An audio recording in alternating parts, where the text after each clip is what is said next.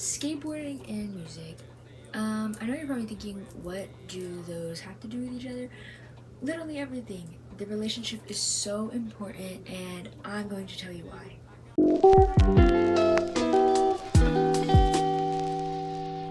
Skateboarding would be nothing without the beginning of surf culture, because skateboarding started in the early 1950s, and this is where musical influences like the Beach Boys, Johnny and the Hurricanes, and the Pyramids come into play. The sound of reverb guitar and the sounds of crashing waves explains why it was so heavily populated in places like California and Hawaii. Throughout this entire video, we will see skateboarding rise and fall literally almost every year. So it gained all popularity in the 1950s because it was coming up and it was just a new sport that everyone was so interested in. But in the 60s, it fell behind because brands really only cared about making money and not the product itself.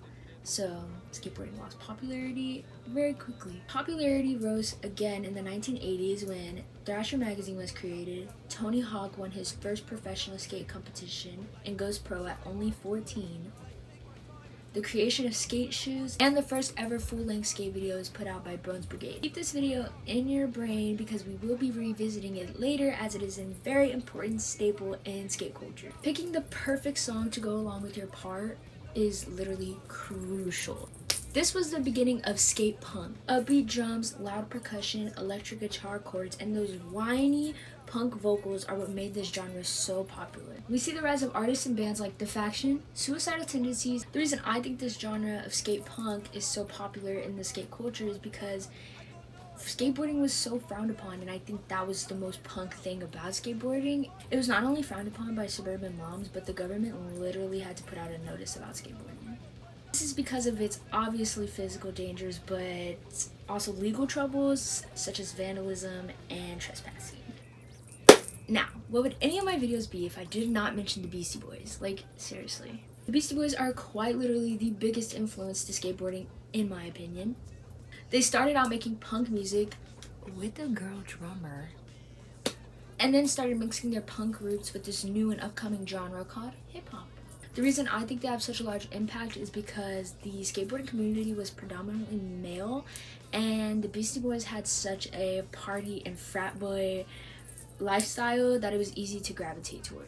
They not only popularized skateboarding in their music, but also in their fashion. Because they were signed to Def Jam, they actually became quite close with the director Spike Jonze, who directed Video Days for Blind Skateboard. Spike Jonze became the co-creator of Girl Skateboards, which is actually a really popular band. You may have seen their logo literally everywhere. More artists that were coming up for hip-hop and rap at this time were Run DMC and A Tribe Called Quest. 90s is when skateboarding was all the rage again, as it was the first X Games and a lot more skateboarding movies were coming out at this time. Artists that defined this time period of the 90s varies to which coast you were on. For example, the West Coast, you were probably listening to No Doubt, Sum 41, and Blink-182.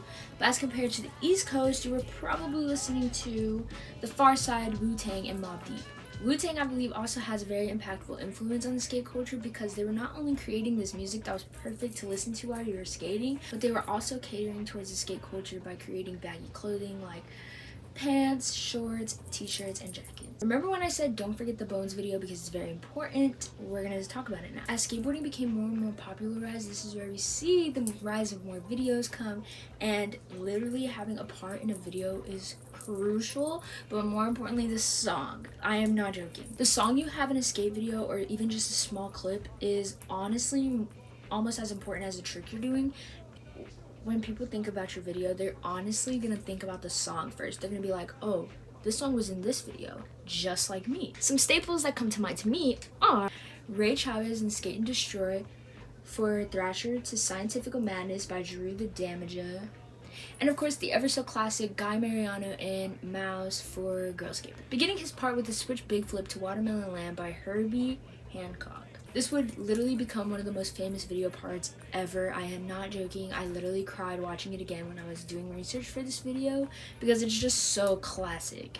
Moving on to nowadays. Now we have influence like Tyler the Creator, Odd Future, and Nikel Smith. They have all intertwined their love of skateboarding, but also for their passion in music. I think Tyler the Creator has honestly the most influence on skate culture right now because he started with making Odd Future, and that donut was literally everywhere in like 2009, 2011. I am not joking. Tyler keeps this relationship alive because so many skaters follow his fashion trends.